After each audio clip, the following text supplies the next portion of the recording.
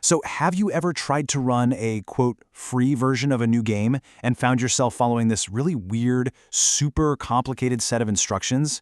You know, the kind that feels less like a simple install and more like you're performing major surgery on your PC.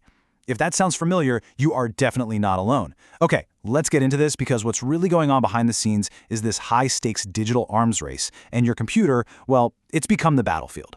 You might see something that looks a little bit like this. You launch the game, and then it tells you to press 1. Then your whole PC just restarts. And after it boots back up, you have to hit 7 to disable something called driver signature enforcement, all before the game will even think about starting. And get this, you have to do this every single time you reboot. It's confusing, right? It's a total pain, and honestly, it should raise a huge red flag. Why on earth would you ever need to do all of that just to play a game? So yeah, why has it come to this? What happened to the good old days of just, copying a single file and being done with it? Why has that been replaced by this crazy, multi-step, system-altering dance? Well, that is the central puzzle we are going to solve together in this explainer.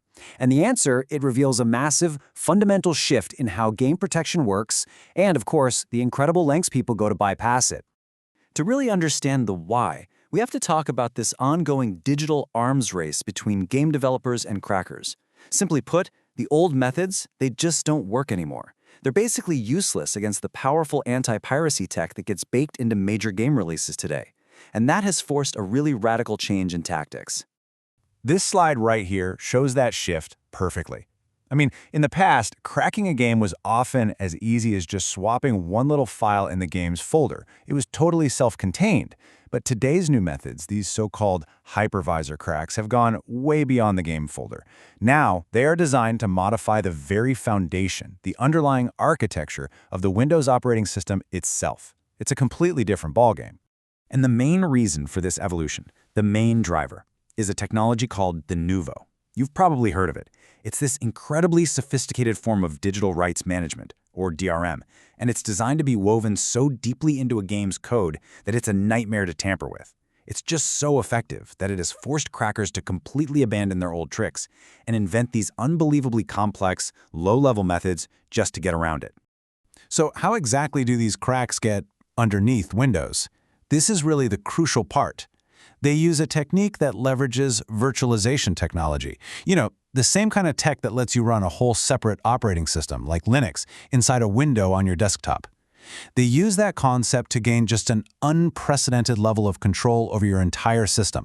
Now, on a typical, secure PC, the hierarchy is super simple. At the very bottom, you've got your hardware. The Windows operating system sits right on top of that. And then your applications, like your games, they run on top of Windows. Everything is monitored, everything is controlled by the OS. It's a very clear, established chain of command. And this visualizes the change brilliantly. A hypervisor crack literally wedges a new layer between your hardware and the Windows OS.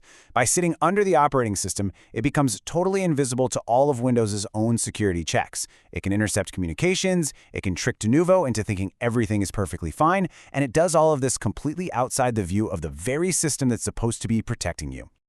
Now, installing this layer isn't as simple as clicking Next a few times. No way. You actually have to reboot your computer and go into the BIOS, that's the low-level firmware of your machine, and manually enable hardware virtualization. Then you have to run special scripts that install these custom, unverified drivers. These are very deliberate, very manual steps that fundamentally change how your entire system boots up and operates. But making these changes comes at a really, really high price. To even allow that hypervisor layer to run, you are forced to disable some of the most advanced, most important security features built into modern versions of Windows. And this isn't some small trade-off. We're talking about a profound security downgrade for your entire computer. This quote from a security expert really puts it all into perspective. You're actively turning off protections that are the result of decades of research into fighting off malware, rootkits, and all sorts of other advanced threats. You're basically ignoring what the entire security community agrees is essential for a safe computing experience today. So what exactly are you turning off?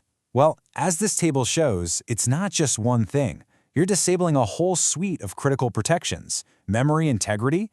That stops malicious code from attacking the very core of Windows. Credential Guard, that protects your passwords and login data from being stolen. System Guard protects the entire boot process from being hijacked. And driver signature enforcement ensures that only trusted, verified software can talk to your hardware. And you're disabling all of them. So let's just get to the bottom line here. When you run that script and you install that unsigned driver from some anonymous source on the internet, you are handing over the keys to the kingdom. It has absolute, unrestricted power over your entire system. And because it runs underneath the OS, it's pretty much invisible to most standard antivirus software. Your scanner might tell you you're clean, while this driver has total, silent control. And that brings us to the final, critical question.